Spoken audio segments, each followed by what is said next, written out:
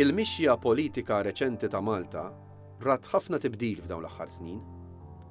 Wara l-kisba tal-indipendenza fl-1964, id-Dikjarazzjoni tar-Repubblika fl-1974, imbagħad kien imiss l-għeluq tal-bażijiet militari minn Malta fl-1979. Wara din id-data, wieħed jista' jgħid li għall-ewwel darba fil-Gżejjer Maltin ma kienx hawn stazzjonati bażijiet militari ta' pajjiżi barranin.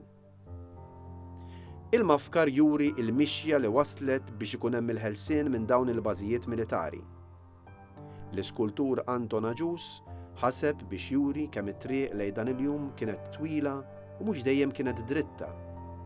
Minħabba fekk, il-mafkar huwa mpoġġi fuq ħafna ġebel li mhuwiex minġur, iżda mħolli fl-istat naturali tiegħu. Il-ġebel huwa parti mis-simboliżmu tad-diffikultà ta' triq lejn il-ħelsien. Diffikultà li ma kienx daqshekk faċli li pajjiżna jasal għal dan il-pass hekk importanti.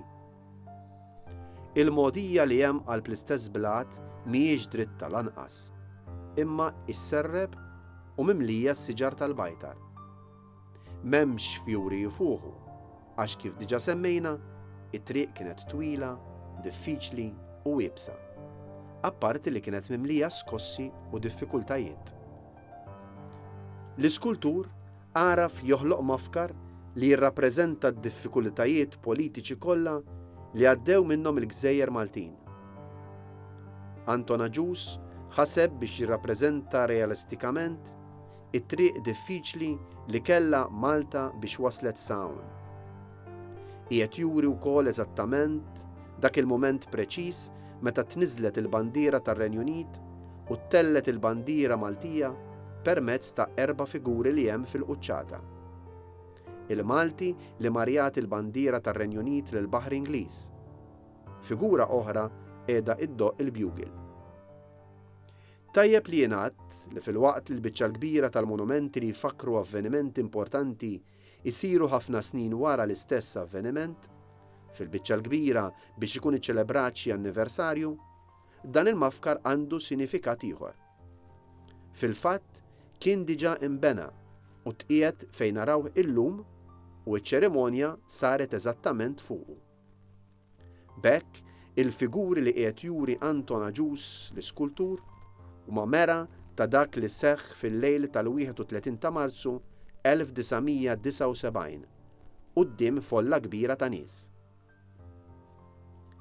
Għaċ-ċerimonja kien hemm diversi persuni preżenti, fosthom il-Prim Ministru ta' dak iż-żmien Dom Mintoff, li flimkien mas-Segretarju Ġenerali tal-General Workers Union George Agius telgħu jixelu l-urna.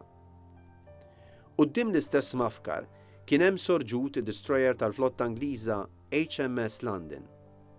L-għada filgħodu, l-ewwel ta' April 1979, id-destroyer salpa minn mal-moll u beda ħireġ il-barra mill-port il-kbir. Mill-port li għal tant snin kien il-bażi navali tal-flotta Ingliża fil-Baħar Mediterran. Numru kbir ta' nies kienu marru fuq is-swar tal-madwar ħalli jagħtu l-aħħar tislima lil dan l-aħħar bastiment tal-flotta Ingliża li kien stazzjonat Malta. U b'hekk ġew fit-tmiem iċ-ċerimonji li kienu saru.